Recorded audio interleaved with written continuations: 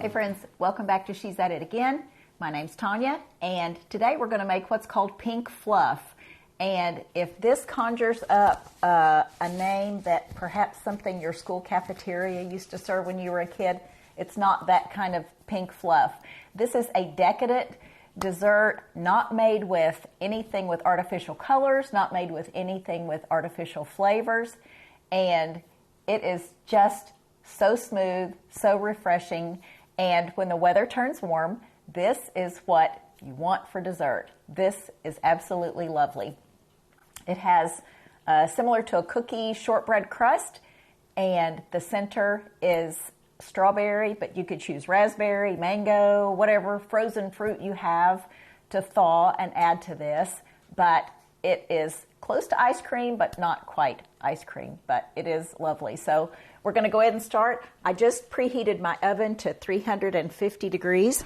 Let's make sure everything's on here before I get in trouble. Okay, so just in a small bowl, what I'm going to do is I'm going to demonstrate half of a recipe. We're going to a friend's house tonight. She is a single lady, and she does not need leftovers, but I'm going to leave the leftovers at her house because she's invited us over for dinner, which, if you know anything about entertaining, to be single and invite a married couple over to your house, that's a big deal. We're so honored to do this, but we've known this young lady since she was a little bitty girl, and when I say little bitty, like 3 or 4 years old. And she has chosen to invite us to her house for dinner, which I just think is incredibly sweet. So kudos to Kendra, because that's where we're going tonight. This is the dish that I'm going to put this in. It's almost see-through and you can't see it. So normally you would make this in a 9x13 pan. So we're just going to set that aside. I'm going to demonstrate half a recipe, but the recipe will be in the description of the video, and it will be a full recipe for a 9x13 pan. So all that being said, to get the recipe and follow the recipe, just click on the description and you'll have it there to print out or copy it down, whatever you want to do. All right, I'm going to take a half a stick of butter, which is a 1/4 cup. The regular recipe, of course, would be for a full stick of butter or a 1/2 cup. Just going to kind of stir that around. You don't need a mixer for the beginning of this recipe at all. I'm going to take, let's see, I have 2 tablespoons of brown sugar here. And I had to take my meat mallet and chunk it up to where it was pourable because it's got lots of chunks in there. Since I stopped using so much sugar when I cook, I used to use a lot of brown sugar. I don't use it quite as much now, and it tends to get hard as a rock, but never, ever throw brown sugar out. That would be so wasteful. Just chop it up. If you're going to put it in something liquid, it's going to dissolve anyway. But with mine, I just chunk it up with my meat mallet. Give that a stir. And I'm going to add a 1/2 cup of all-purpose flour to this. Regular recipe, of course, would be a full cup. And if I don't dump the rest of it out on the counter like I just almost did, we'll have enough to make our dough with. This is basically the cookie crust, if you will, the bottom part of this recipe. And what we're going to do is just bake it on a baking sheet. Then, after, let's see, it'll bake for 20 minutes. We're going to take it out and just crumble it up and put in this. So you don't bake it directly in the pan that you're going to serve your dessert in. So this dessert could actually be served from a disposable, I don't know, Rubbermaid or plastic container, because nothing in this is baked in that container itself. You're just going to bake this part of it on a cookie sheet or a baking pan and then crumble it up in that. So your serving dish will stay cool the whole time. And this will be stored in the freezer. So warning out there to people like me, if your freezer's full, go eat something out of it or throw something away that you're not going to use.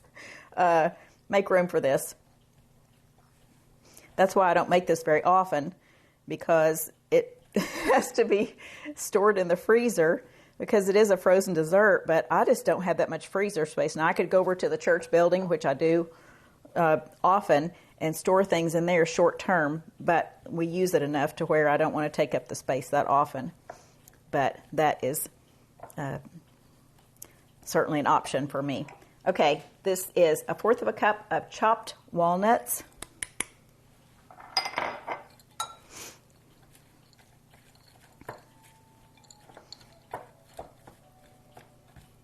And this is just basically like a cookie dough. That's similar to what it is. Now, you can use melted butter, and it makes it easier to stir. I just put mine in this container and put a lid on it last night before I went to bed, so it has softened enough to where it was easy to stir. But you don't want to start with hard butter, that's for sure. It's going to be too hard to stir. All right, let me get my baking sheet out.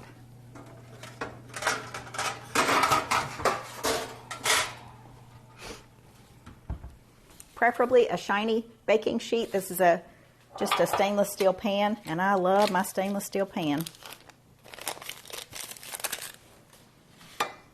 We're just going to dump our ingredients out on the baking sheet. And we'll press it down just a little bit to make sure it cooks all the way through, but it doesn't necessarily have to be pressed out into any uniform thickness by any means.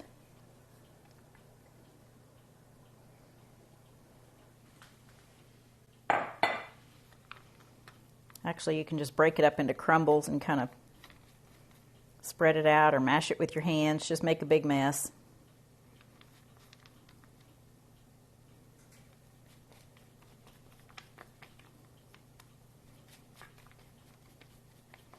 I just turned my oven on right before I turned the camera on, so it'll be just a few minutes before it preheats. Sometimes it preheats pretty quick, but I'll probably turn the camera off and then put it in the oven.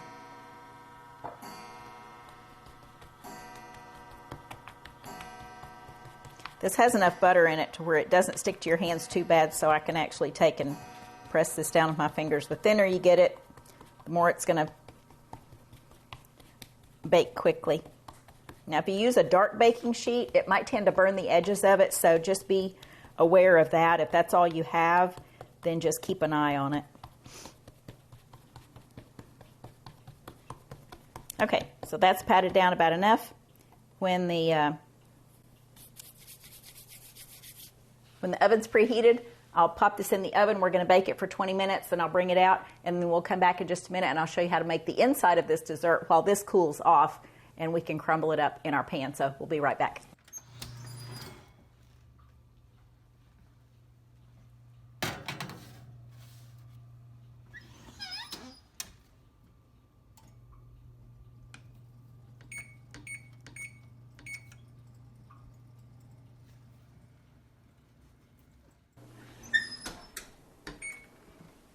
All right, this is what our massive cookie looks like. So I'm going to set that aside. We're going to let that cool for a bit because we have to crumble it up and put it in the bottom of our container. All right, next thing I want to do is get, you know what? I'm not going to measure it with that. This has a measurer on it.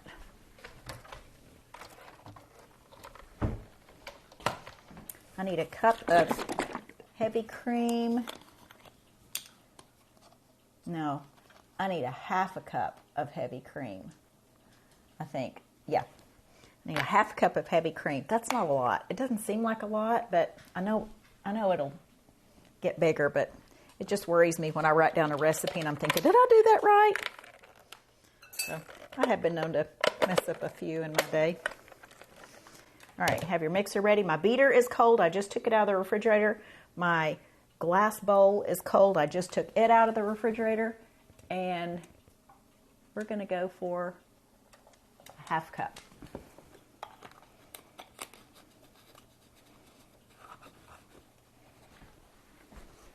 All right, I'm just going to stick this back in the fridge. We're going to beat this until it's fluffy, and then we'll put it back in the fridge to wait for the rest of it to get done.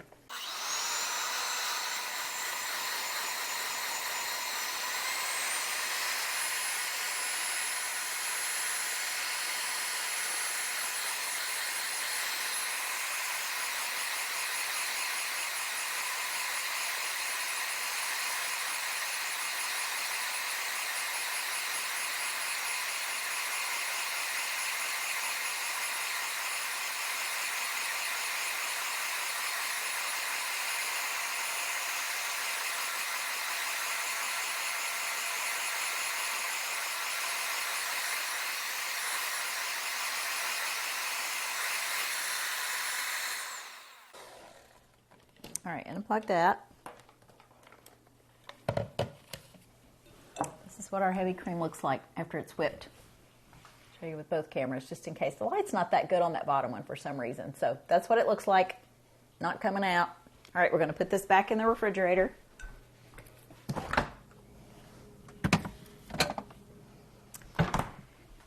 And we will take this beater off.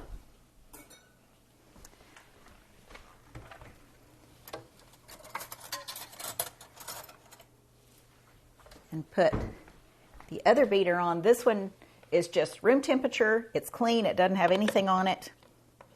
So that's the advantage to having two sets of beaters with your mixer. And the only reason I have two sets is because for some reason I had a hand mixer like this, and something happened to it. It pooped out, and the company sent me a new mixer, which was really nice. This is a Sunbeam Mixmaster. They sent me a whole new mixer, which had another set of beaters to it, and there's several beaters. They're really kind of cool. And so I had to get rid of the body itself, but I thought, why would I throw the beaters away? That just leaves me an extra set of beaters. So we won. We won on that one, that's for sure. I didn't mess it up. You know, it wasn't anything I did. It just happened to fail. But the company was so nice in sending me that one, that this mixer really does work really well for a hand mixer. Okay, that is cooling off, but not cool yet. So the next thing we want to do is, all right, let me get my sugar ready. This is 1 egg white in here. Of course, again, this is half a recipe. 1 egg white, and I need about 1/3 of a cup of sugar.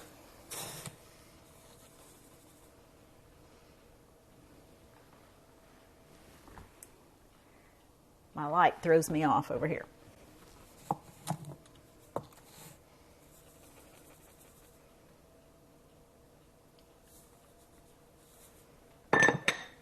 Okay, that's about 1/3 of a cup of sugar. So we're going to whip our egg whites until they're frothy, and then gradually add our sugar in there. Again, separate bowl. Remember, the other one was chilled. It had the heavy cream in there. You want to chill that stuff. For egg whites, beating those, they need to come to room temperature, which is really best. It helps them get that froth to them. And room temperature beater, everything's room temperature. So here we go, beating these up.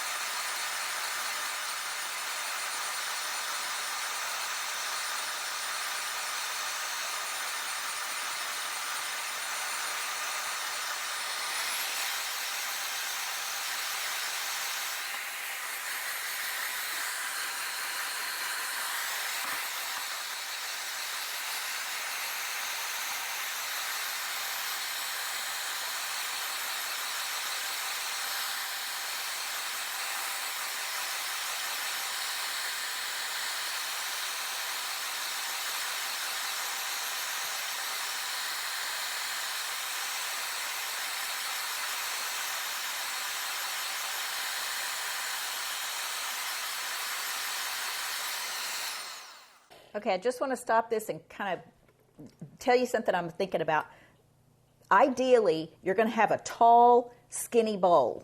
The reason being is because whether you're beating heavy cream or egg whites, you don't want it flying out, because when you turn this mixer on, I mean, you'll have particles going everywhere. Now, when we start adding the sugar to it, it's super important to have that tall, skinny bowl, because, again, those particles are going to hit that beater of that mixer and start flinging all over the countertop. Now, I don't necessarily have any sugar here. I mean, I can feel a couple of particles, but really and truly, it's not going anywhere. If I had a short, wide bowl, like a large mixing bowl, it's going to be flinging all over the place. So ideally, for those novice cooks out there who are just getting started, or rookie cooks is what I'm talking about.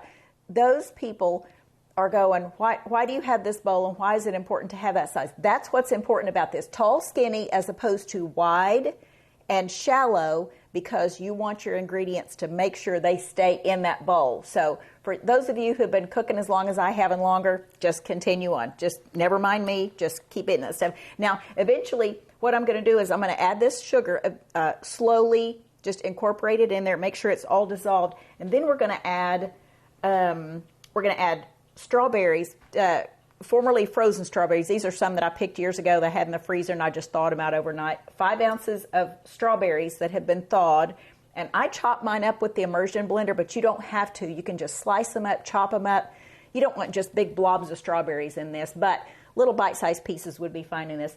And then a tablespoon of lemon juice. So we're going to add that to it after a while. It's going to have a lot of mixing, so we're not going to show the whole thing. We'll just kind of cut all that part out and let you see the part where we start and then when we finish. So here we go.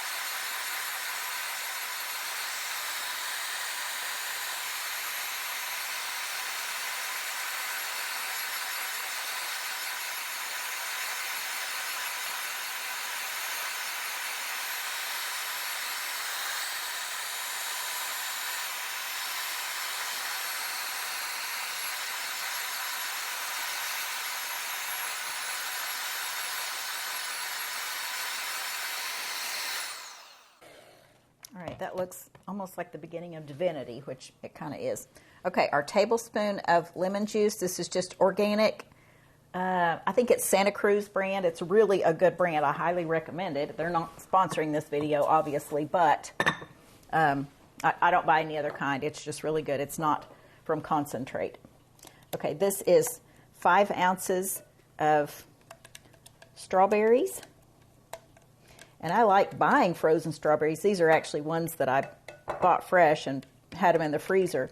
But I like buying frozen strawberries because I know that they were picked and frozen, processed in freezing them at the peak of freshness and the peak of their season. So they have that really good flavor to them instead of just being like, it's not really time for these.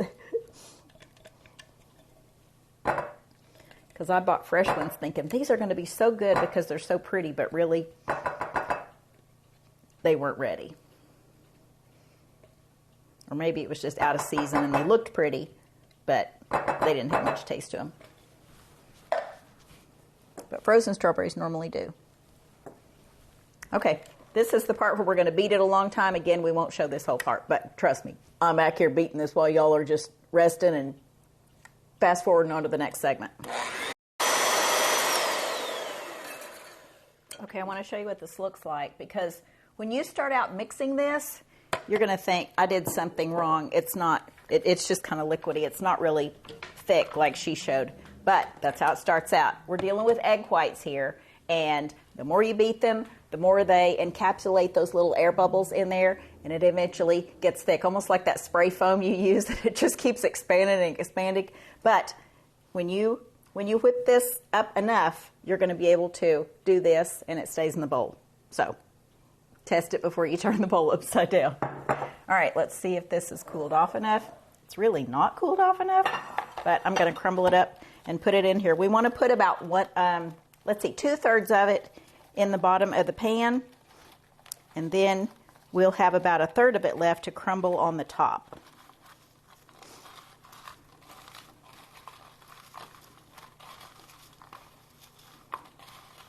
So really, I'm just mushing this up.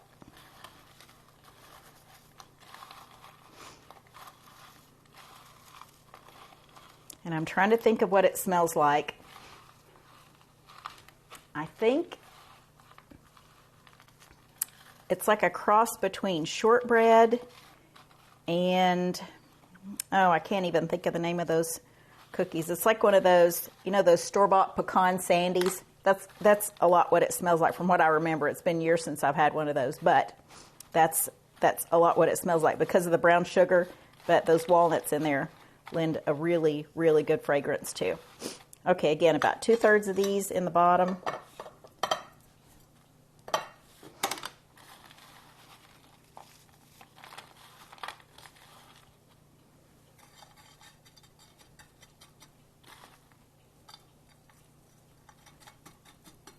Just spread them around in there. Okay, I'm gonna wash my hands. Okay, the next thing we want to do is get our heavy cream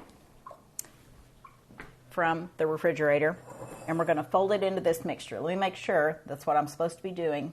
Okay, sprinkle 2/3 of the crumbs into the pan, top with the mixture right here, and then top with remaining crumbs. Okay? When you write a recipe out yourself, you kind of have your own language, and I'm always telling people, sure, I'll send you the recipe for that, and as soon as I send that picture, I'm like, they'll never understand that. That's not even their language.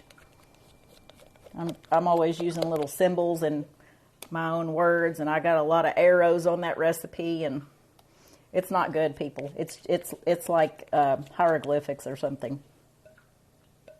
But somehow we muddle through, and I can understand it, but I have to rewrite it for others. That's why it's good to do these videos. When I started doing YouTube, I'm like, hey, I want to have all my recipes eventually written out, which is a good thing.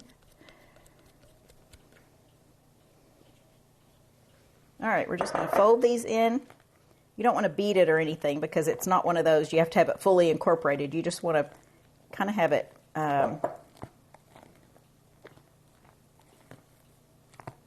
of swirled throughout, I guess. Now, when this freezes, it's not going to freeze so solid it'll be like a block of ice. It'll be more like ice cream because it has the fat from that heavy cream. And, of course, all the air pockets from the whipped egg whites. All right, we're going to put this on top here. We're almost finished, so stay with us. Again, if you wanted to use raspberries in this, that would be fabulous. If you wanted to use frozen peaches, that would be great. Mango, just anything. Any fresh or frozen fruit that's been thawed would be great in this.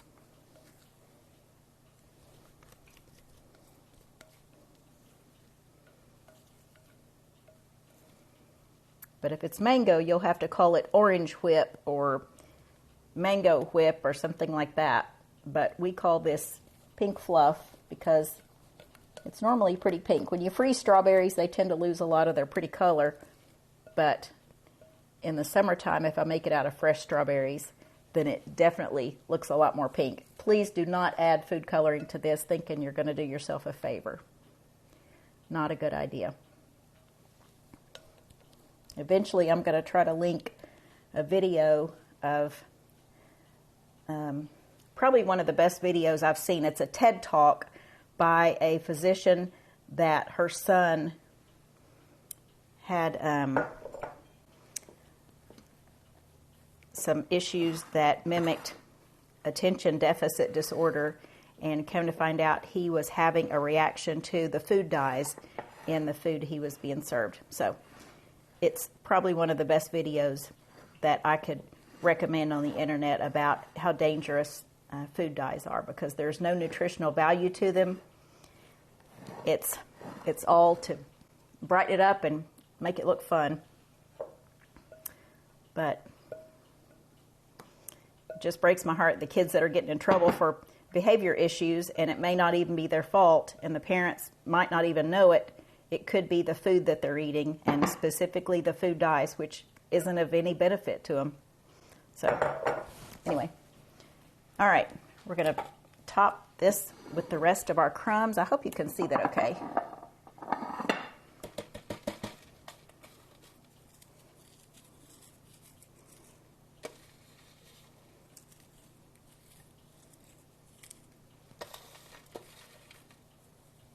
I told Kendra I would bring dessert and a salad tonight. She's making a pasta dish that sounds really good. She is a fabulous cook. She just made her own cookbook and had it published for her family members, and it is beautiful. She did the photography in it. She's a graphic designer, and she's just quite the talented young lady. But she doesn't know that I'm bringing this. I think she's the one that mentioned pink fluff here a while back. And I said, oh, I hadn't made that in a long time. And then I thought, you know what? Today would be a good day for it because it's going to be almost 70 degrees out there, so it's not cold. But I just had to make room in my freezer for it. That was the only criteria. Okay, I have some dishes to wash. We're going to put the lid on this and put that in the freezer, and that's ready for tonight. When this gets frozen, it is going to be so fabulous. It's easy to slice, easy to serve. So I hope you give this a try. I will try to video this when we serve it tonight, maybe over at Kendra's house, and let's just see what it looks like. But this would be something great. Give yourself enough time to run that mixer a long time, but this will be worth it. So thanks for joining us. We should look forward to sharing something again with you real soon. Bye, guys.